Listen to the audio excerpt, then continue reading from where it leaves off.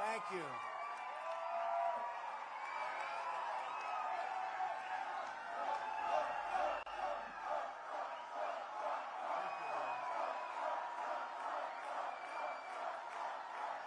Thank you very much. Thank you.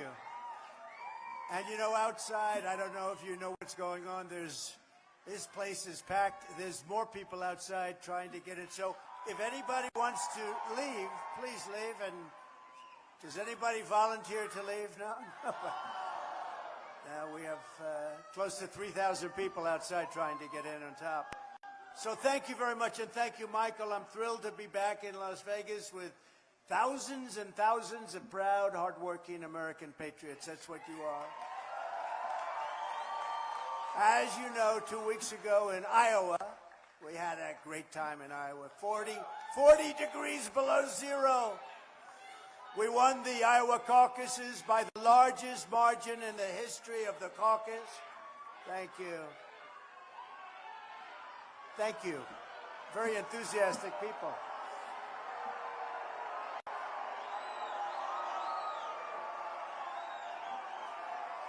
No, they're friends. They're friends.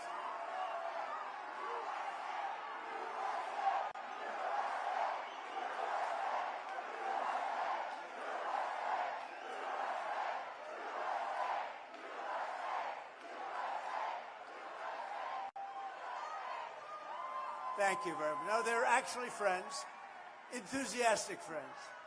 Then earlier this week, we had a spectacular victory in New Hampshire. We shattered the all-time record for the number of votes cast from either party. It has never happened in the entire history of the New Hampshire primary. We got the most votes ever gotten by anybody. That's a good sign. And I'm proud that we're the first non-incumbent, and remember this, look at this, in either party to win both. Think of this, Iowa and New Hampshire. We won them both quite easily, thank you. And now we're going to have an even bigger victory right here in Nevada. Perhaps the most astounding of all is we achieved our monumental victory in New Hampshire despite the fact that more than 50% of the voters were not even Republican, you know? They were Democrats and independent. That was a setup, and we still won by a record margin. Over 70% of the votes cast. Oh, wow. I didn't even know this fact. Did you hear this? 70% of the votes cast for Nikki Haley. Did anybody ever hear of her? Bird brain. Nikki. You know, the Republican Party wanted to nominate me and just say, skip the whole thing, and we're just going to give you our nomination. I said, don't do that. Don't do that. I want to win it the fair way. Pretty easy way through, because we're leading by so much. But over 70% of the votes cast for Nikki Haley on Tuesday came from outside of the Republican Party. They came from outside. She got about 24%, 25% Republican votes because they had liberals interfering on behalf. They had Democrats voting. They had everybody voting, and we still won by a lot. That was the one shot. The message from the voters of our party is clear. It's time to finish this primary and get going and defeating. And you remember this. We all call it a primary, but I like calling it a caucus because it really is. Your primary vote doesn't mean anything. It's your caucus vote. So in your state, you have both a primary and you have a caucus. Don't worry about the primary. Just do the caucus thing. And we're going to go on to defeat crooked Joe Biden, and we're going to very simply make America great again. Make America great again.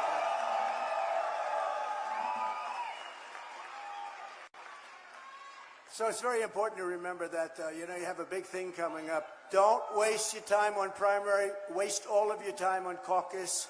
And because the primary doesn't mean anything. It's psychologically maybe a little bit, about 2%, but it doesn't mean anything.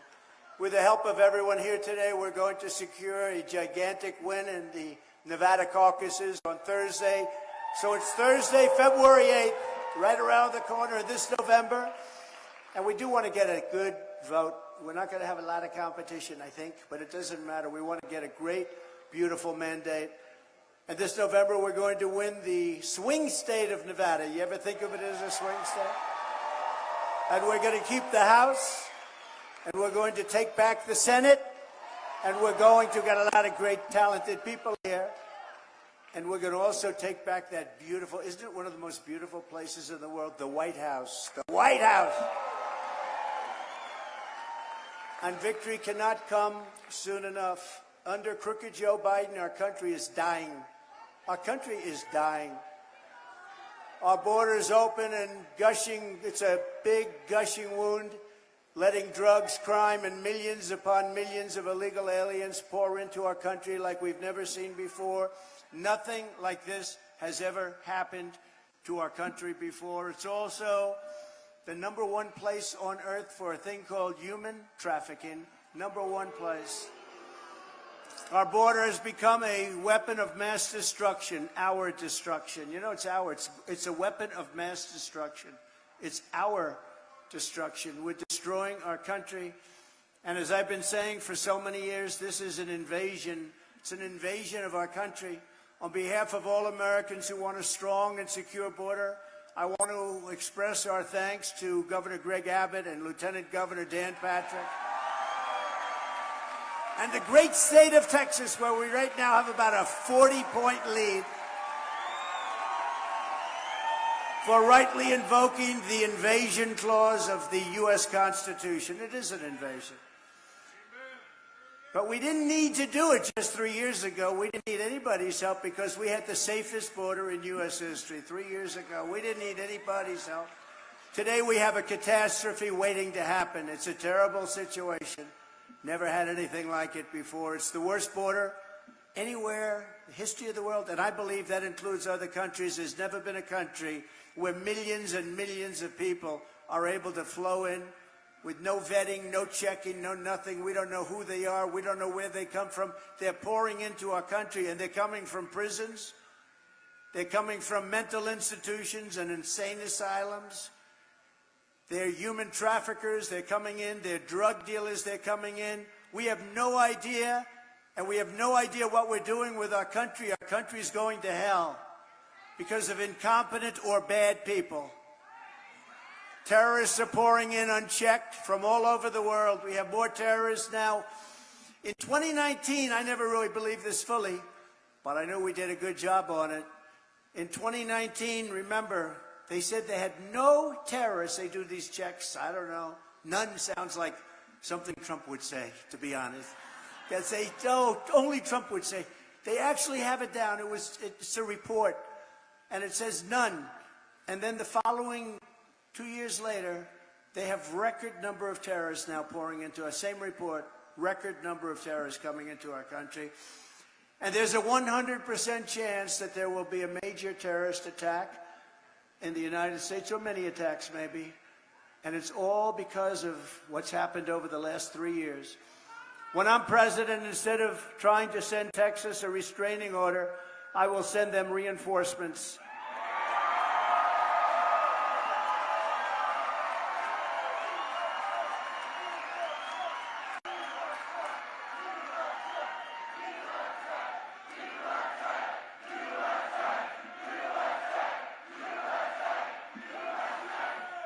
Instead of fighting border states, I will use every resource, tool, and authority of the U.S. president to defend the United States of America from this horrible invasion that is taking place right now. There's never been anything like it.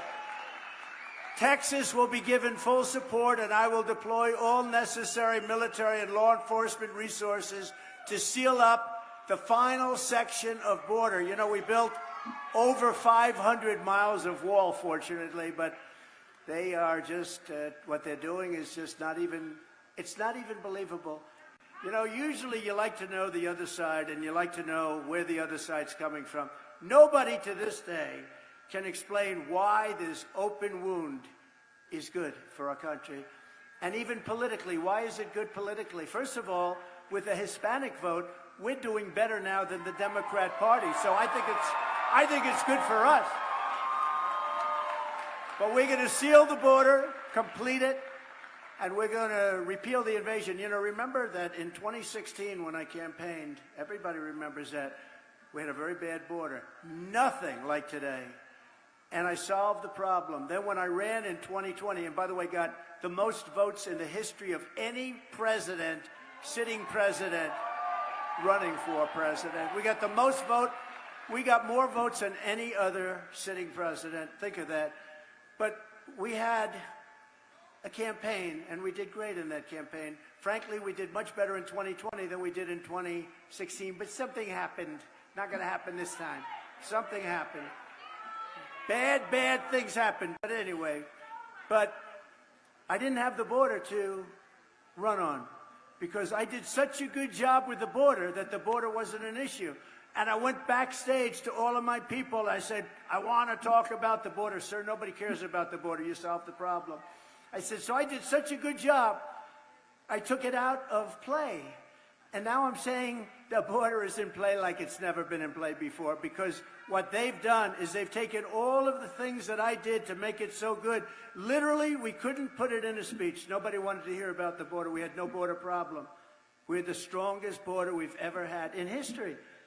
But now we can talk about the border because it's never, ever been worse than it is now. I don't think any border in the entire world has ever been worse. Third world countries would fight with sticks and stones to keep people out in that kind. That's incredible. I believe that the number by the end of the Biden administration will be close to 18 million people. That's bigger than New York State. I believe that's going to be the real number. That's the real number. 18 million people. And who does it hurt the worst? African Americans and Hispanics. It hurts the Hispanics and the African Americans first.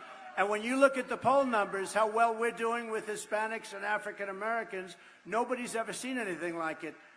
They're a little concerned, the Democrats on the left.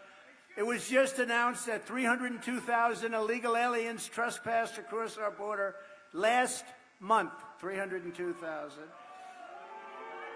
That's an all-time, by the way, that's an all-time record. There's never been a number like that.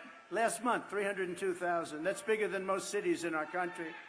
Yet unbelievably, rather than helping Texas to build our border security up, crooked Joe Biden is fighting Texas to tear our beautiful border security down. They're cutting all the wire. Let's cut the wire. Let everybody in. No. They want open borders. They could have solved, in 3 weeks, I would have been able to get another 150 miles of wall up. Think of that. All they had to do, the wall was there. All they had to do is put it up. It was all set to be put up. And you know what they did? They sold it for 5 cents on the dollar. They sold it as scrap. They want to have open borders, and you're going to remember that come November. And now they're trying to blame anybody that they can. They're going to blame your great Lieutenant Governor who's here. I appreciate it. We're going to introduce him in a second. They're going to blame you. They're going to blame the governor. They're going to blame me. They're going to blame everybody. They're going to blame Leo. They're going to blame Leo 2.0. Look, Leo. They're going to blame you, Leo. But Leo can handle it. That's what Leo can handle it. Thank you. But let there be no doubt, what Joe Biden is doing is a crime against our nation. It's an absolute betrayal of our country, and it's an atrocity against our Constitution. Nobody's ever seen anything like it. Crooked Joe will not get away with these crimes. He will be tried at the ballot box in November, and you will go back to having the strongest border, even stronger than I gave you, but we'll take that too. We'll take anything when you look at what's happened to our country. And with your vote, he will be judged and convicted by the American people of this atrocity that he's done. Nobody can believe what's happened. Under the Trump administration, we ended catch and release. Remember catch and release? You know what release is? We release them into our country, criminals. What do? I murdered someone. He comes from a jail. We release them into our country. We got Mexico to send 28,000 troops. Remember this, 28,000 troops. And you think that was easy, don't you? It wasn't easy. I had to tell the president of Mexico, we want you to send us 28,000 troops. He said, you have to be kidding. Yeah, he's a very smart guy. He actually is a great guy. I like him. He's a socialist, but that's okay. You know, you can't have everything. But no, he's a great guy. He said, I'm not going to send you 28. Why would I send you 28,000? Which is what anybody here would say. I said, no, you will. 100% sure you will. He said, I'm not sending troops. I said, you will. Send me your rep. I don't want to get into an argument with you. I like you too much. Send me your top negotiator. And he sent this very handsome guy. And he actually came into New York. And I met him in New York. Can you believe that? And we met during the United Nations, and I said, we need 28,000 soldiers. We need remain in Mexico. We need catch and release in Mexico. This is now catch and release in Mexico. There's a little difference, right? Not catch and release in the USA. But I went to the Border Patrol, Brandon Judd, fantastic. I went to Tom Homan separately. I went to a whole group of incredible patriots, and I said, give me the top 10 things. And I was dealing with a woman from the State Department who's a very quality woman, but a lousy negotiator. And she said she was there 24 years. And she said, I worked in Mexico for 24 years, so you're not going to get any of these things. I said, give me a top 10 list. Top 10. Give me 10 things you want. I'll get every one of them. Sir, you won't. And they gave me a top 10 list. Brandon Judd, all the guys, they know exactly. They gave me that 10. And I put it down, and I said, I'll get every one of these things. And then he came in. The gentleman came in, tall, handsome, obviously from Mexico. I said, where did you buy your suits? I love your suit. Where did you buy it? I said, I'm going to that shop right away. I think it's beautiful. And I said, how much did you pay for your suit? I said, now let's get down to business. We want you to give us 28,000 soldiers free of charge. He said, oh, you got to, we're not going to do that. Why the hell, sir? Why would we do that? I want to be respectful, sir, but we wouldn't even think about that. Yes, you will, 100%. He said, no, we won't. I said, you will. He said, no way. I said, way. And then I said, I want you to have a policy now I'm going to institute. It's called Remain in Mexico. They had to agree to it. They said, we're not going to let you. You're talking about hundreds of thousands of people. I said, maybe millions, because the way they're coming up in the caravans, a name I came up with, by the way, I'm very proud of that name. I came up with fake news. Look at all the fake news back there. I came up with a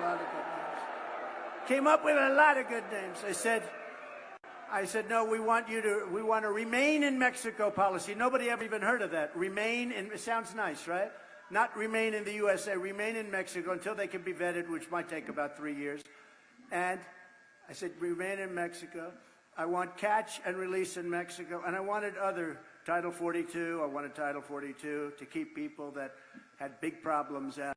I wanted a policy where we bring children back to their parents, wherever they may be, and we had that very strongly. All things that they said, no. He kept saying no. I said, listen, you're saying no to everything, right? Yep.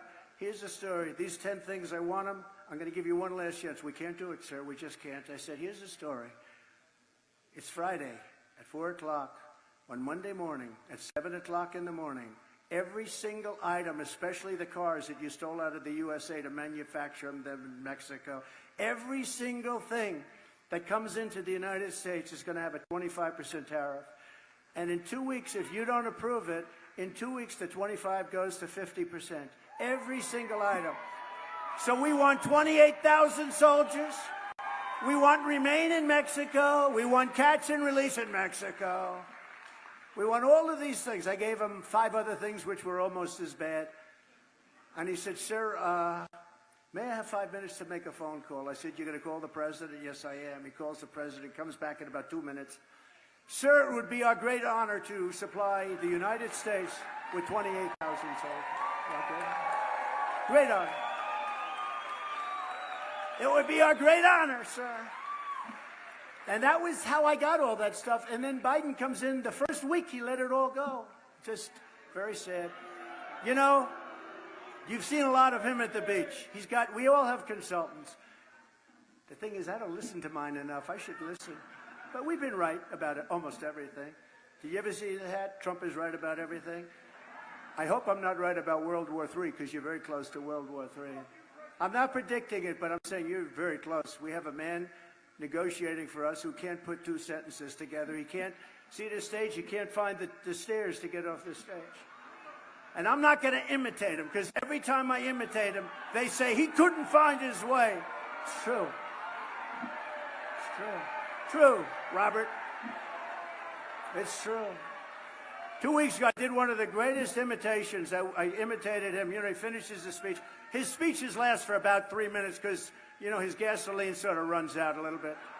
It's a little bit like an electric car, isn't it? You know, it doesn't go far. Doesn't go far.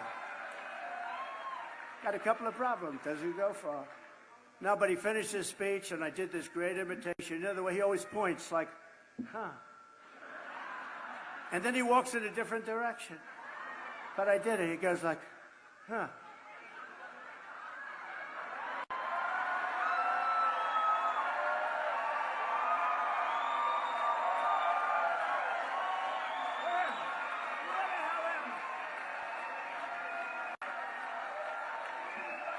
And then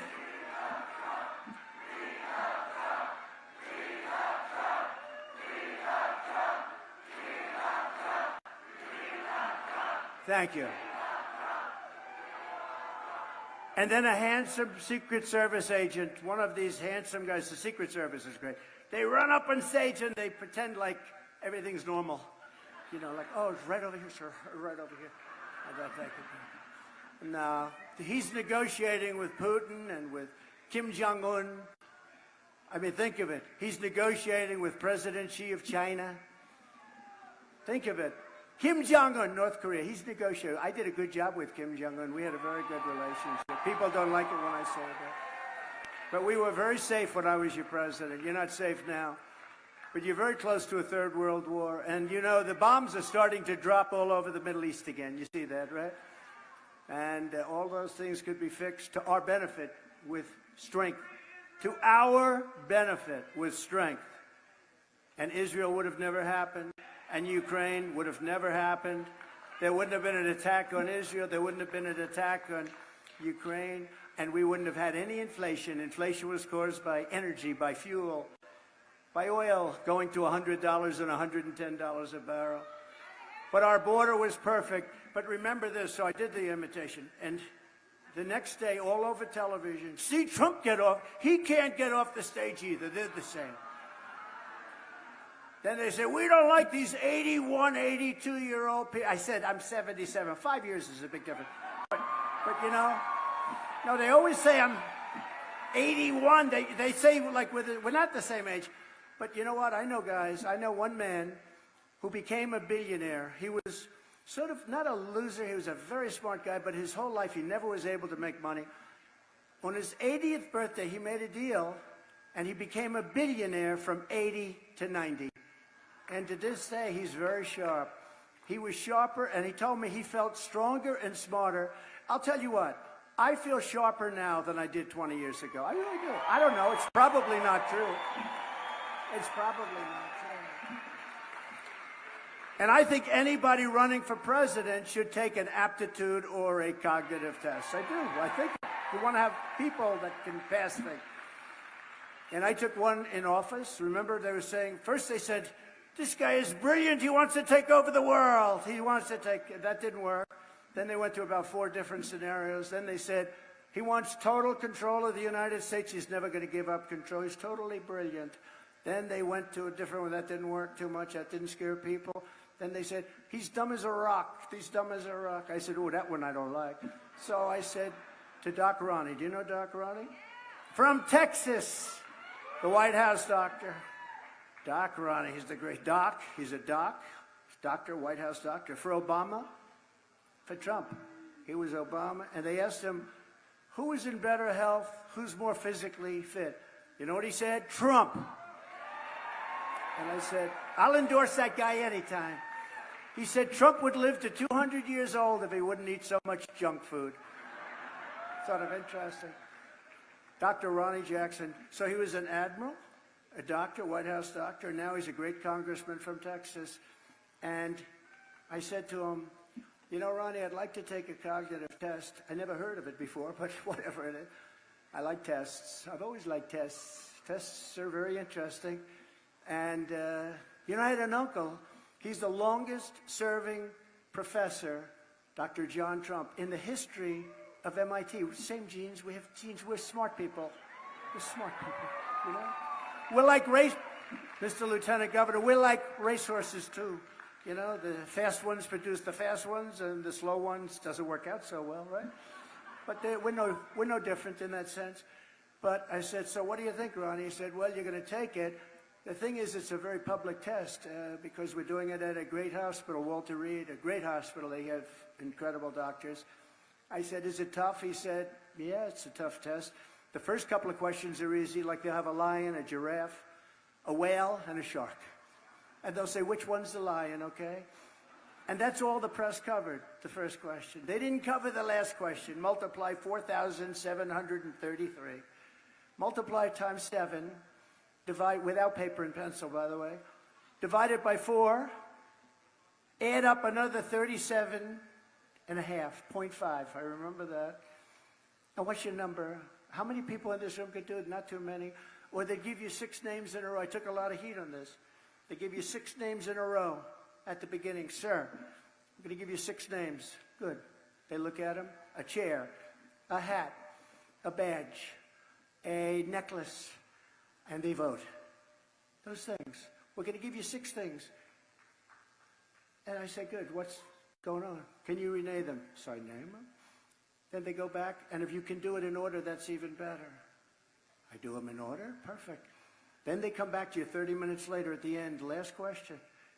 They say, what were those 6 things? That there aren't too many people, and they laughed, everyone said, oh, that's so easy. There's only about 2% of this room can do it, but I did it. I did it very easily, but I got mocked. They said, oh, that's so easy. It's not easy. It's not easy. Go home and try doing it, okay? Go home. So I took a cognitive, and Ronnie announced that publicly, you know, there were doctors sitting there, a team of doctors. He said, the bad thing is if you do poorly, sir, it's going to get out. I said, will it get out if I do well? Yeah, but not nearly as much, because that's not what the fake news wants, right? So I aced it. And then recently I took another one because I had my physical exam, which worked out very nicely. I feel I have an obligation to take a physical exam. Excellent exam. I took a cognitive test, excellent. And I would challenge most of the people running to cognitive tests because most of them couldn't come anywhere close. And you have to be able to do that because these people are people of misinformation and disinformation. And you have to be able, but I really believe it's important. I don't know, they say it's not constitutional. I don't know why. They say it's not constitutional to take an aptitude or cognitive test.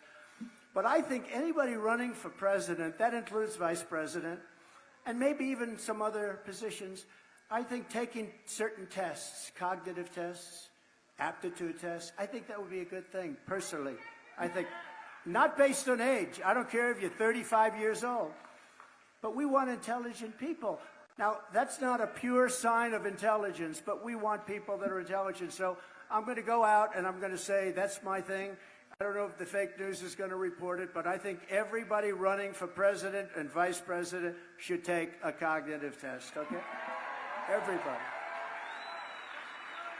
And you would be amazed at how many people would fail it. So now Biden is trying to guess, how do you think he's doing a test, okay? He might not get that first question right, actually. So now Biden is trying to gaslight the American public by claiming that his border disaster is Republicans' fault. It's the Republicans' fault. Look at these great people, all big shot politicians. It's your fault.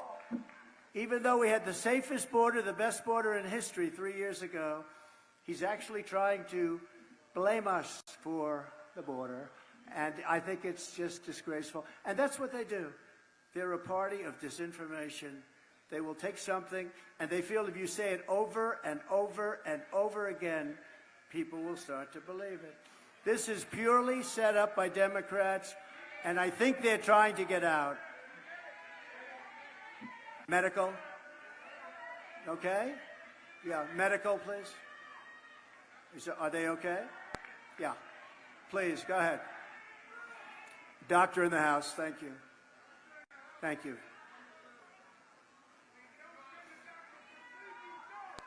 I love those people. You know, they're waiting outside for 10 hours, 12 hours. I love you, darling. Okay. Thank you very much. Thank you. No, it's just, We don't want to see anybody, even the other side, we don't want to see them hurt. Even the other side. Thank you, doctor. Good. Yeah. Yeah. Take your time, doctor. These are our great friends. These are our loyal and credible friends. We take care of everybody, but we take care of our friends.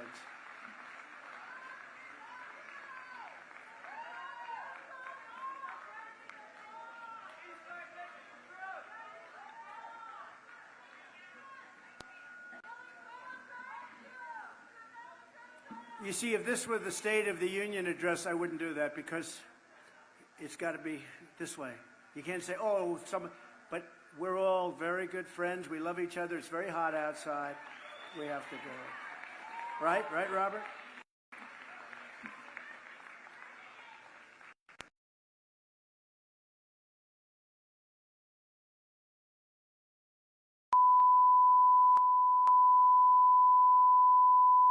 This is the primary audio circuit.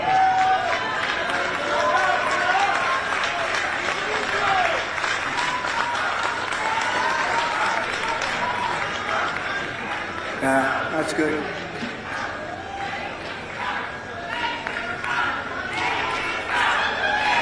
Thank you.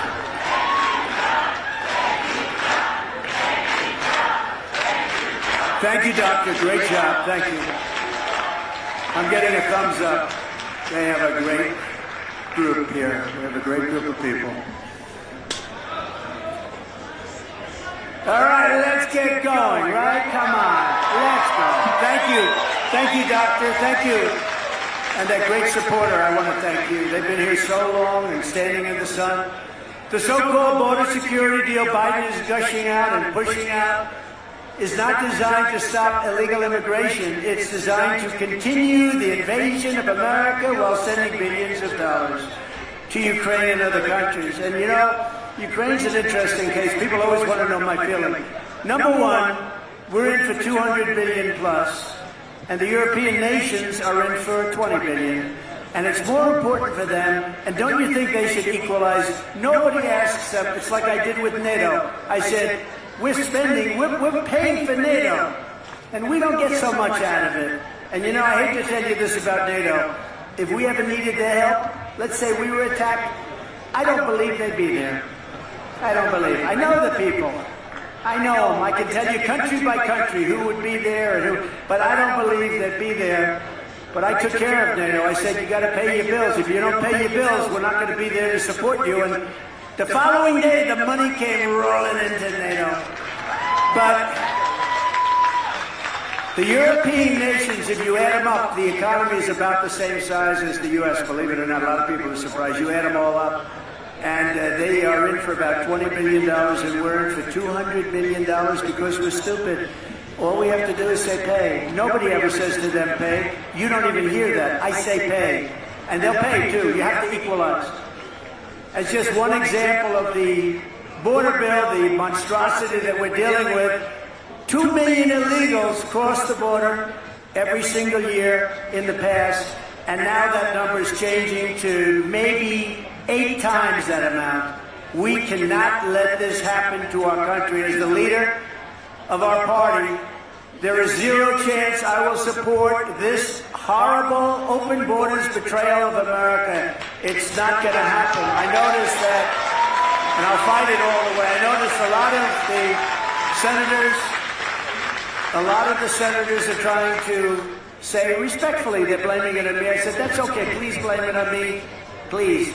Because they were getting ready to pass a very bad bill. And I'll tell you what. A bad bill is, I'd rather have no bill than a bad bill. A bad bill you can't have, and that's what was happening in the House. As you know, the Speaker, who's, by the way, I think he's going to prove to be a very good speaker. It's tough when you have a very small majority. Very tough. Mike Johnson, Speaker, he just said it's dead on arrival in the House. It's dead on arrival. We want either a strong bill or no bill, and whatever happens, happens.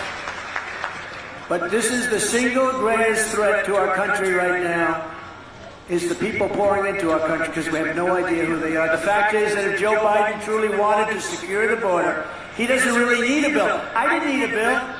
I did it without a bill. I did it with the current laws. I used Border Patrol. I didn't have a bill. I didn't need lots of different things. It's not that complicated. You say, I don't want the people coming in. They say, yes, sir. There won't be any people coming in. And that's what we did. It's not that complicated. But all Biden needs to do is to reimpose every single border policy of the former president of the United States, Donald J. Trump. Did you ever hear of him? And remember, I alluded to it, the bathing suit. He's in the bathing suit. If he would just go to the beach, and if he would have just gone to the beach, you know, they think he looks good in a bathing suit. You know the chair, you know those chairs are meant for little children to lift up for their grandfathers, okay? He can't lift up the chair. He can't drag his feet through the sand. Doesn't work too well. Remember when he said, I'd like to take him behind the bar and punch him. Remember? And they all thought the fake news said, isn't that nice? Isn't that cute? Oh, that was such a cute. Supposing I said that about him, I'd like to take him behind the bar and give him a shot. They'd say, he's a fascist. He's a fascist. They would call me a fascist. With him, he can say it. They thought it was so cute. I remember when he said that. And you know what would happen if he took me behind the bar? I'd go like this.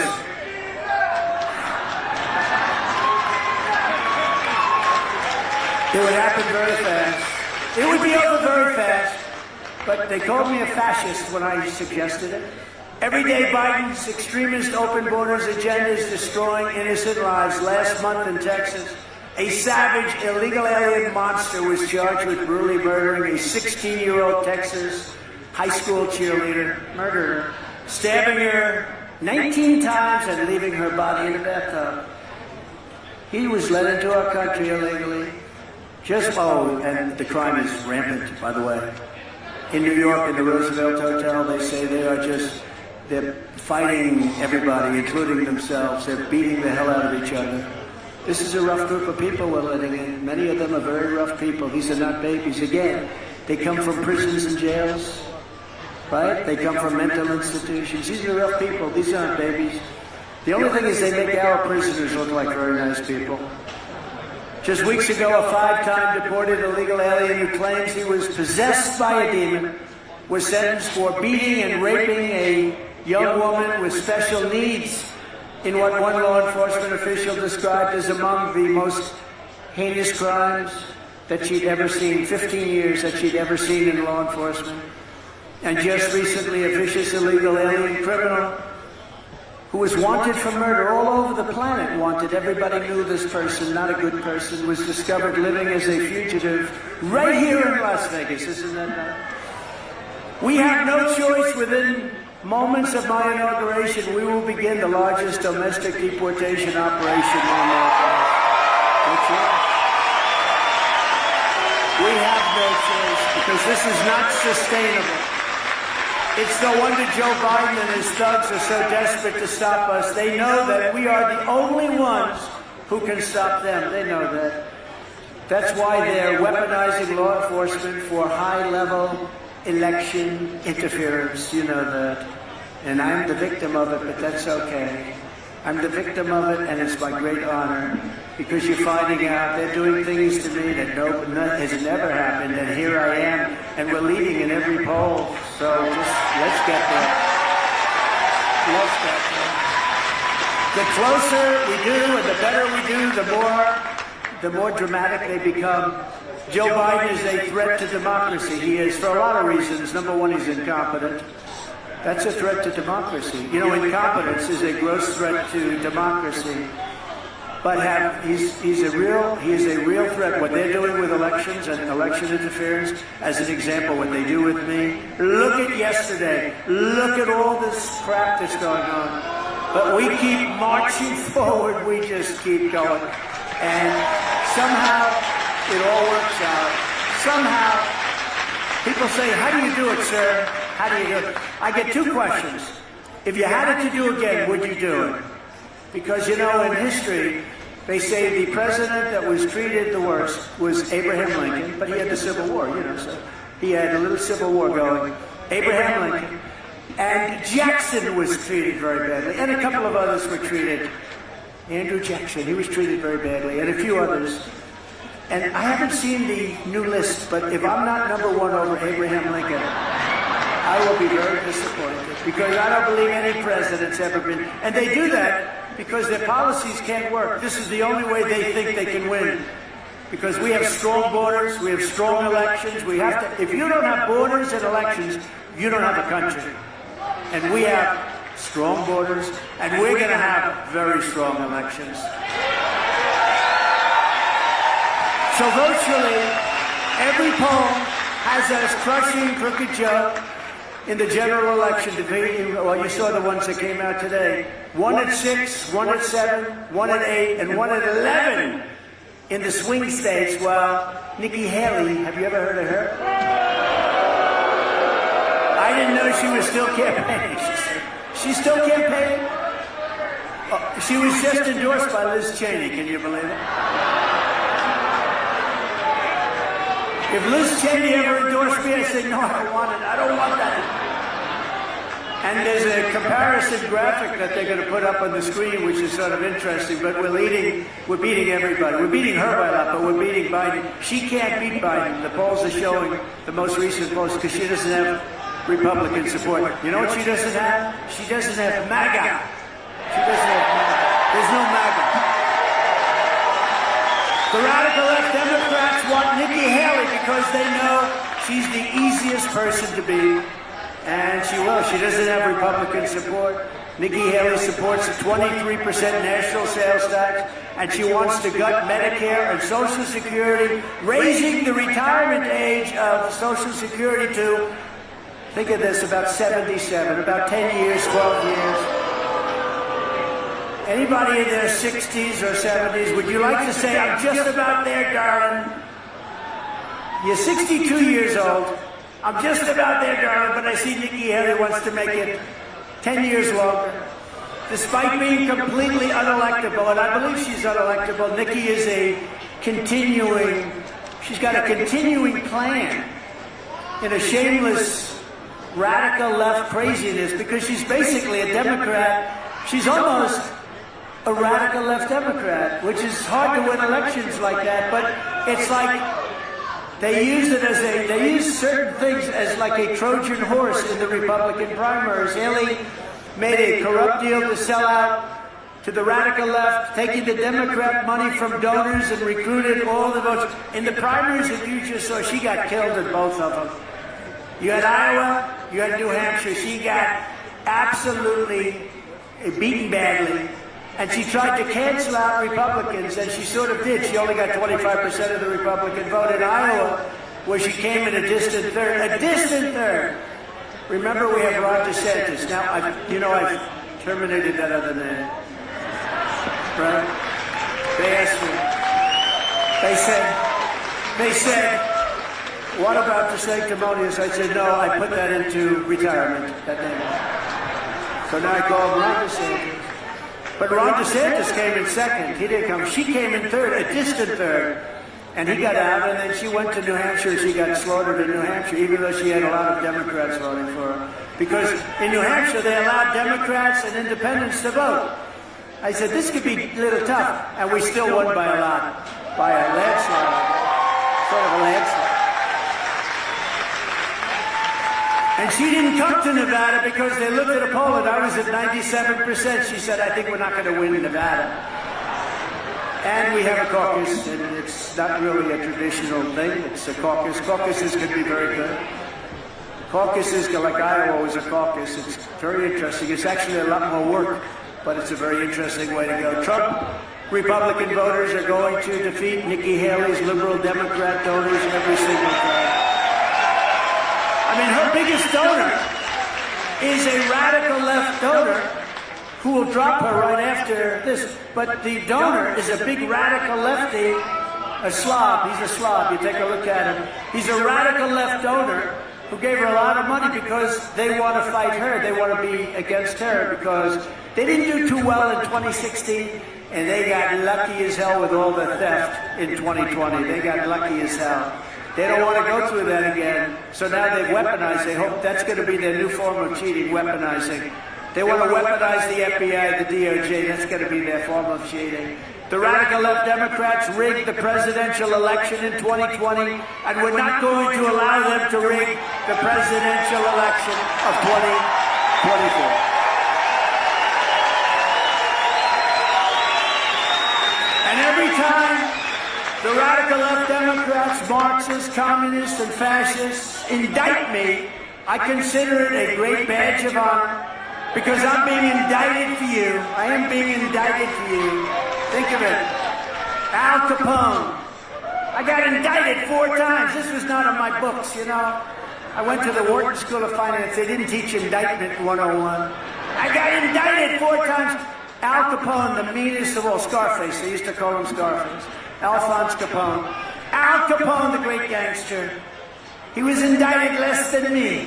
I wonder what my parents looking down saying, son, we're so proud of you. Never forget our enemies want to take away my freedom, because I will never let them take away your freedom. Never, ever.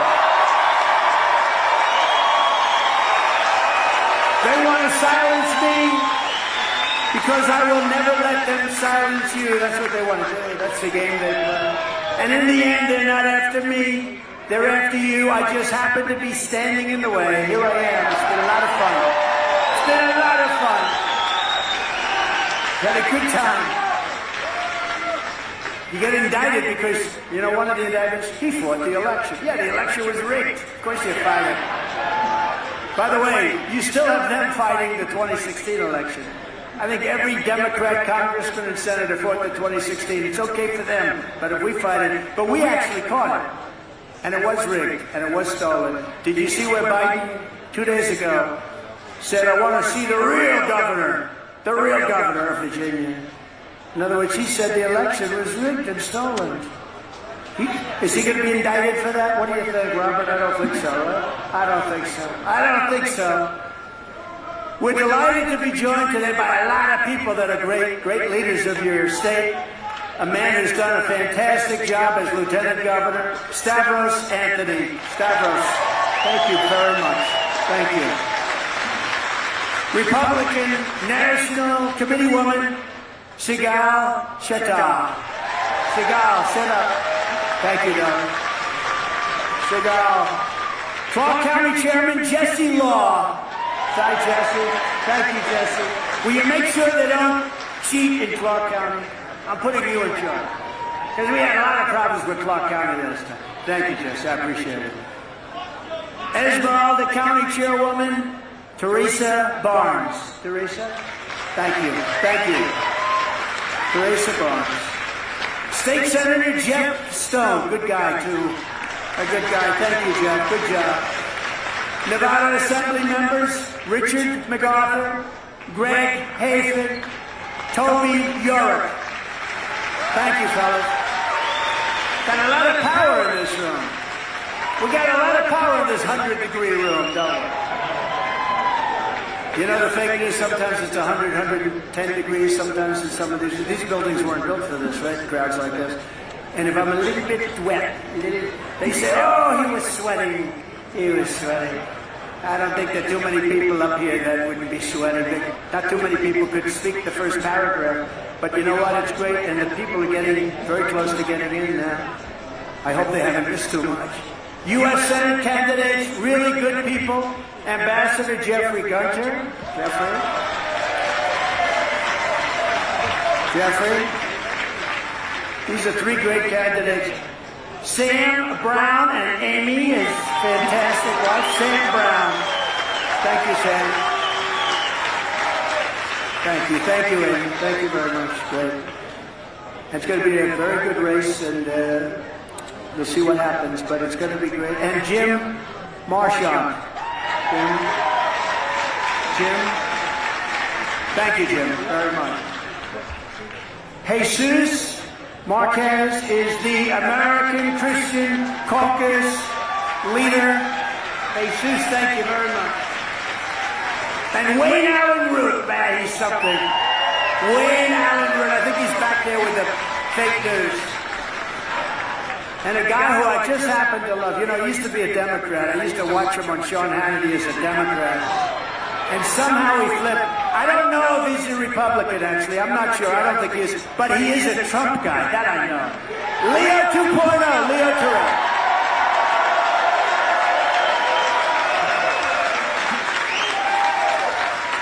He's great. He's a great guy. Boy, I'd like to have him as my lawyer. I could use you. You want to get out of this television business, Leo?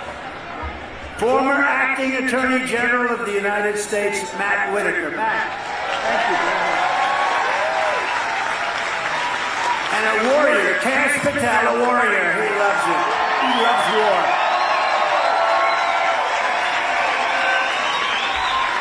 And one of our big television stars, and you know who he is, he's been to a lot of rallies, and he had a tragedy this week. His son passed away. Fentanyl. And he is a fantastic person and a great television personality, but your boy is up there looking down on you. Rick Harrison is looking down on you, and he loves you, and he's proud of you. And it's not an easy deal, the fentanyl, so very special guy. One of the best developers you'll ever see. He's big, he's rich, but he's a high-quality man, builds some of the most beautiful things you'll ever look at. Robert Bigelow. Robert, please. Good-looking stuff, thank you. And another tremendous businessman. He just sold his company for like $3 billion. He's very solid. He's very liquid.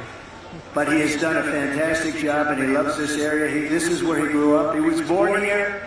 He's built here. He's done a fantastic job. Don Ahern. Don Ahern. Don, thank you. Thank you, man. Thank you. Well, we love you, too. You've done a hell of a job. So our top phone call volunteer, these are the people, Don, I have to introduce. This person made 114,000 phone calls. Rose Worrell. She's made like hundreds of thousands. Where is Rose? Right there, Rose. We love you. You're more important than these rich people, Rose. Thank you very much. And our top caucus captain, Marie Arena, who's done over 100,000, think of this, hundreds of thousands of calls, but she's got hundreds of friends coming to the caucus, and they'll be leading the caucus, and I want to thank you very much. She's been with me since 2015, if you can believe that, right? 2015. So I want to thank you both very much. It's beautiful. That's beautiful. And sign up to volunteer, and you get one of those beautiful caucus caps like we gave out. I noticed we gave them out in Iowa. Everybody wanted those caps. I wanted one. I wore one all day long. I loved it. I like it better than any other cap I think I've ever had. From the very first day that we take back the White House from crooked Joe Biden, I believe we're going to have the greatest 4 years in our country's history. I believe that. I believe that. Or I wouldn't be doing this. I wouldn't be doing this. You know, if I wasn't running, or if I was in 4th place, 5th place, 7th place, we started off with 12.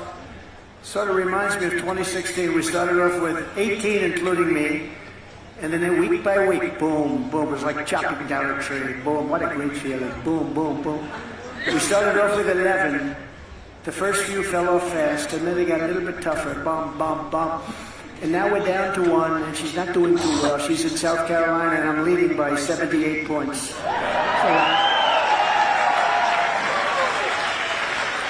But I wouldn't do this. And you know, if I didn't think we could do a great job, because we had among the greatest 4-year periods in the history of the presidency. You know, think of the thing.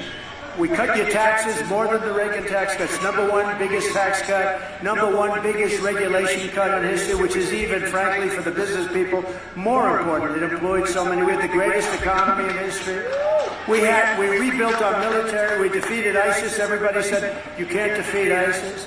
We came out with right to try. That's space-age medicines that can't be used for years because they're under... You know, I used to say, why don't we use these great medicines? Sure, we could use them. People may get it. Well, no, these are people that are terminally ill. They didn't want to do it because the insurance companies had a problem, the labs had a problem, doctors had a problem, and the country had a problem. one of the people said, we don't want to get sued if they die, but they're going to die anyway. So I said, why? They've been trying to get this for 71 years approved. I got to go right to try. And we have saved thousands and thousands of people with this, the right to use certain space-age medicines. The medicines that they're using wouldn't be out for 5 or 6 years. And it's really turned out to be the opposite. Thousands of people are now living. Some of them are living, they were terminal, and now they're living perfectly. They don't even have to go back. I mean, it's gone, what they've done. And in the old days, which was 6 years ago, people would go, they'd go to Asia, they'd go to Europe, they'd go all over the world looking for a cure, and they'd usually come back home and die. Or if they didn't have money, they'd go home and die. Now, you sign a piece of paper, there's no liability to anybody, they give you these new drugs, pills, shots, whatever it might be. And many, many thousands of people are living now that would not be living. So we did so many things.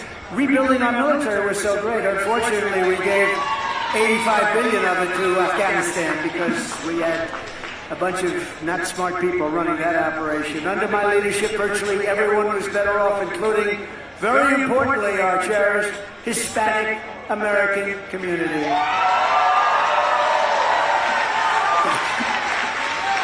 By the way, did you see the poll today? I'm leading in the Hispanic community. I'm leading. That's right. Right? It's the first time in the history of the poll, this particular one, where a Republican is leading with Hispanics.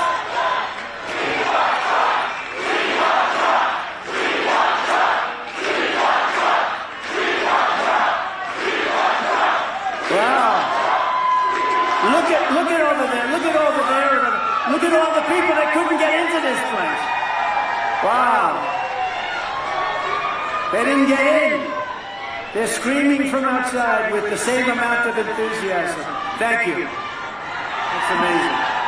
You know what? That's like a poll. You know that, right? That's better than a poll. When you see crowds like this, and let's say somebody else came here, anybody. If you had 100 people, it would be a lot. We have thousands and thousands of people, and thousands of people that can't get in, which is really very nice, and I appreciate it. We're gonna make our country great again. We're gonna make it great again. When I was your president, Hispanic Americans had the lowest unemployment rate in the history of these polls. You know, these polls have gone back a long way, but they've never had numbers like you're having today. Today, the polls are beyond anyone. 6, 7 years ago, you had actual numbers, not polls. You had actual numbers where they were the best till that time. We're blowing them away, and we're blowing them away with African American people who are the single most affected people by what's happening at our border.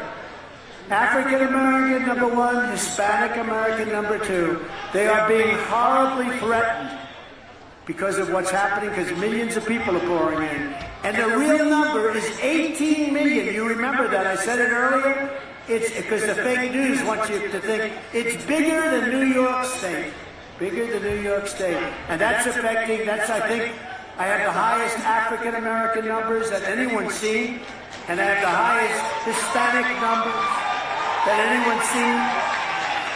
And if those polls are right, that means the Democrats are in big trouble. We better indict Trump a couple of more times. Go ahead. They're going to indict me right into office. Crooked Joe Biden has devastated the Latino community. Biden's inflation disaster has crushed your household finances.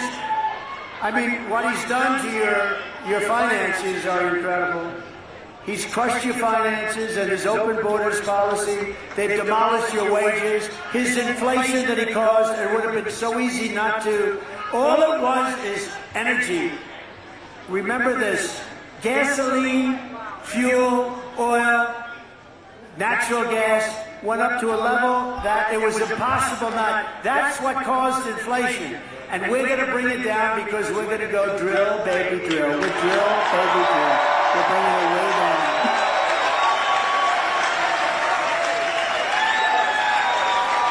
And all communities, but again, Hispanic and African American, they've flooded. They've absolutely flooded. He's allowed this to come into our country, coming in from China, from all parts of the world, through the southern border.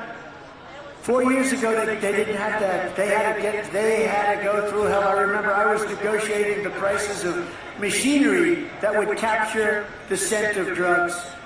And we had great stuff. By the way, you know what the best machine is? A German Shepherd, a certain German Shepherd. There is no machine that is comparable to our dog. Is that a I just thought I'd throw that out, but it's true. How do we get some more of those dogs? I like that better than spending $1 million for a machine that doesn't work as well. But it's true, the crime and all of the problems that have come in, and you got to remember, they could have stopped it, but the black community and the Hispanic community is affected more than anybody else by far. And so remember that when you go to the polls, and especially when you go in November. But on top of it all, Crooked Joe, and I call them thugs, they're persecuting Catholics. Anybody in here Catholic? Anybody? They are persecuting Catholics. I don't know how, I've never seen anything like it. The FBI, the DOJ is persecuting Catholics. And yet, the Catholic vote, you know, with the evangelicals, I got 88%. With the Catholics, we got 50-50. It was a 50-50. I think that's going to change. Catholics, for whatever reason, are being persecuted by, you talk about weaponization, persecuted by Joe Biden's DOJ and FBI. So Catholics, will you remember that, please, in November? I'm sure it'll only get worse. Every disaster Joe Biden has created for Hispanic Americans, I will solve. I'll get it solved, and I'll get it solved and start the process on day one. On day one, we will start that process. That's why we're going to win the record share of Latino votes, the first time ever. We're going to get the record share.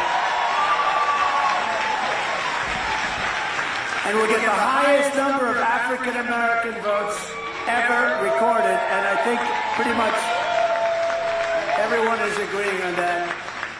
You know, Senator Tim Scott was on television yesterday, and he said Trump has done more for African Americans than any other president. Opportunity zones, I did that with him. Funding for the black colleges and universities, they had no funds. They would come to them. I'll never forget it. The heads of the black colleges, universities, they would come in, and they'd see me every year. I say, after 2 years, I said, what are you doing? They said, for many years, we come in and see the president, and we have to beg. He used that term, a great guy. A lot of really good people, work hard. They came in, and they need funds to keep their schools going. And then you have Harvard, you have all these other places with billions and billions of dollars, and they still get funds, which is pretty stupid, right? But they'd come in and they'd see me, and they'd say, we need help. And after the third year, I said, what are you doing this for? And I got them long-term financing, more money than they asked for. And Tim Scott was relating that story today, and many other things, by the way. But you ought to look at opportunity zones. There's never been an economic development program, I think, that for black Americans and Hispanic Americans, there's never been an economic program like that, opportunity zones. And nobody likes to talk about it, but it's one of the most successful economic development programs. And just to finish that off, I also happen to do a thing called criminal justice reform that Joe Biden didn't want, and a lot of people didn't want it, and a lot of liberal people and some conservatives, interesting, had a lot of conservative support and a lot of liberal support. Not a lot of support in the middle, but we got that done. So between those 3 or 4 things, nobody's ever done what I've done for the black community. And Tim, I appreciate Tim saying it this morning on one of the fake shows. Before I even arrive at the Oval Office, shortly after we win the presidency, I will have the horrible war between Russia and Ukraine settled. I'll get it done fast. I know about it. And we will restore on this planet peace through earth. I am the only candidate who can make this promise to you. I will prevent World War III, and we're very close to World War III. We're very close to World War III. And on day one, I will end crooked Joe Biden's insane electric vehicle mandate.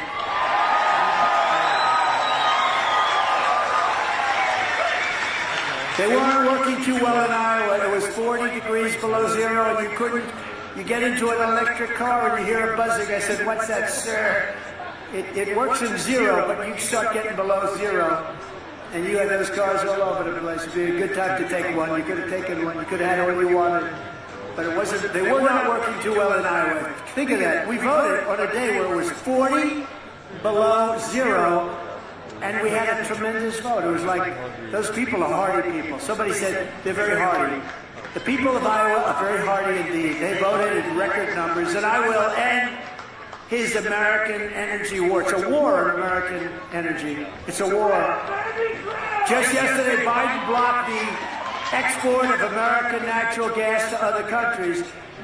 You know, he doesn't want plants built in the United States, even though that's the best thing you could do. This stuff has been worked on for years. I approved many of them. We got many built in Louisiana and other places. But he stopped it. Now, why he stopped it, I guess it was the environmentalists, I guess. But it's good for the environment, not bad, and good for our country. I will approve the export terminals on my very first day back. I'm going to be signing so many different mandates on my first day back. All of that stuff will be approved. I will direct a completely overhauled DOJ to investigate every radical, out-of-control prosecutor in America for their illegal, racist, in reverse enforcement of the law. And I'm also going to indemnify all police officers and law enforcement officials throughout the United States to protect them from being destroyed by the radical left for taking strong action on crime. We don't want crime. These cities are crazy what's going on. Hundreds of people yesterday walked into a department store and just walked out with everything. They emptied the store. Now the store's going to close. 5 years ago, they were all pushing for the store to open. They open. Now people are just walking in and robbing it. You can solve that in 1 hour. All you do is 1 hour.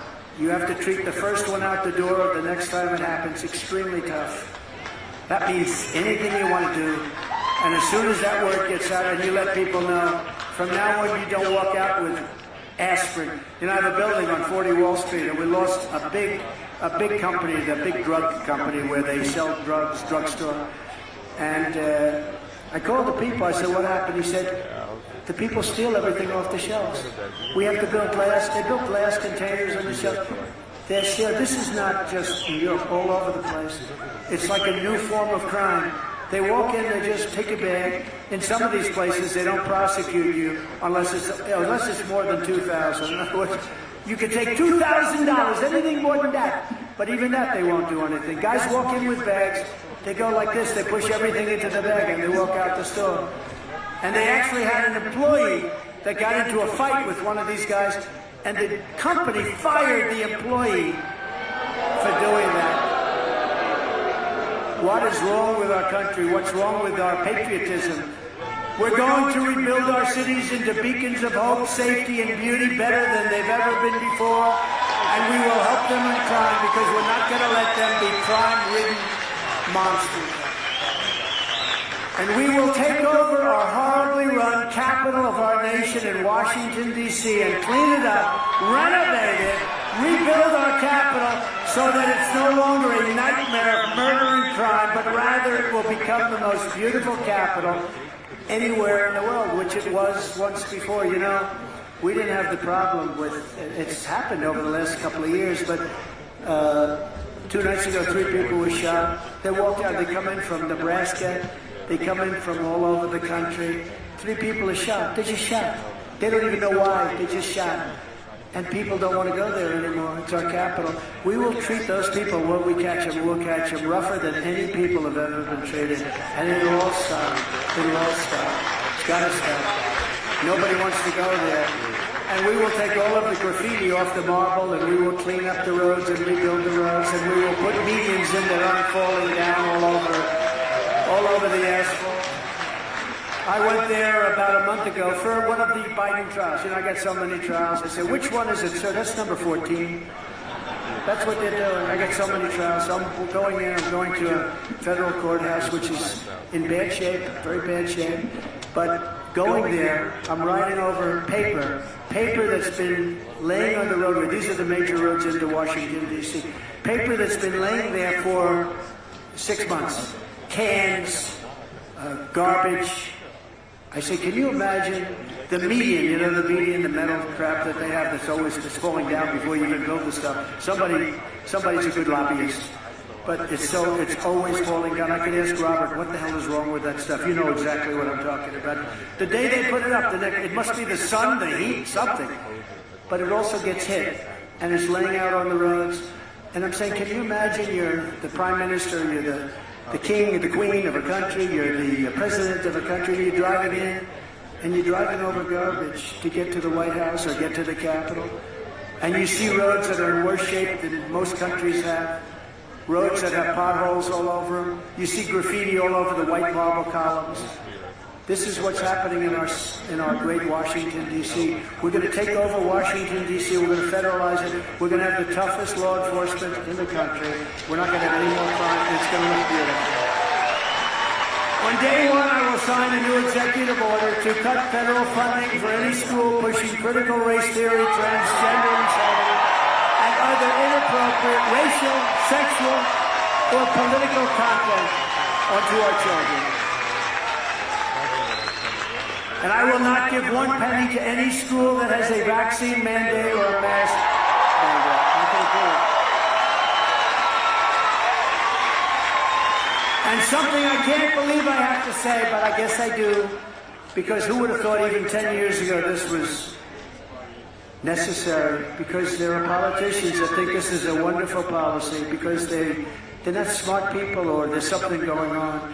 I will keep men out of women's sports. Can you imagine? Can you imagine?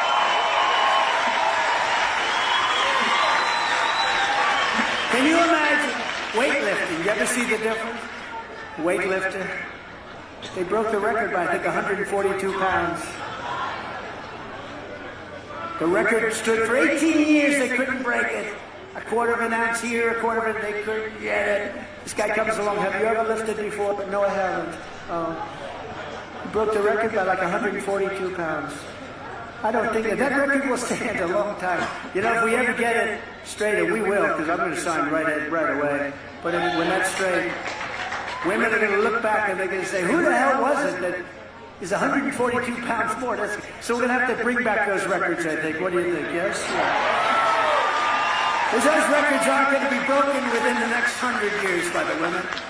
How about the swimmers, where you look at the swimmers, all these great swimmers, and all of a sudden, this woman against a guy who's he looks like he's got the wingspan of the great Wilt Chamberlain, right? And he jumps into that pool, and the young women left and right, they're badly injured by the wind as he goes by. They get windburn. I will fully uphold the Second Amendment, and I did a great job in doing that. I will never allow the creation of a central bank digital currency, which is a big thing because they'll take all your money. They'll take all of your money down, and you won't know what the hell happened to my money. Of course, the court systems here like to do that too. They do it. That's like communism, you know. So it's sort of like, when you think it's like a communist book, but digital currency, when you see, but we'll get rid of that. We will protect innocent life, and we will restore free speech, and I will secure the elections like never have been secured before. Because if we don't have fair and honest elections, and if we don't have border security, if we don't have strong borders and strong elections, we don't have a country. We don't have a country. Now remember when I used to talk about the wall, I built this tremendous amount of wall. That's why we have the best record. But they used to say, walls, we don't need walls. We need things lying up in the air. No, you need walls. Because there's only two things in history that work long term. Everything else is obsolete. You do a new computer, it's obsolete in like 3 days. Walls and wheels. You always have walls and wheels. A wall has worked for a long time. You may recall last time our special guests, Winebox and GYM, joined us. GYM, you just showed how hanging around with all this bovine excrement really rubs off. He did a brilliant impression of a cattle auctioneer. Let's just remind ourselves of that moment. number 6 and go to number 6 and go to 75 and 75 new blood Ronnie going to be 75 number 7 and 7 down and 7 quarter 7 and a quarter half number 75 67 75 67 number 75 all in all done 7 number 75 sold him 67.50 we're going to go to Appleyard number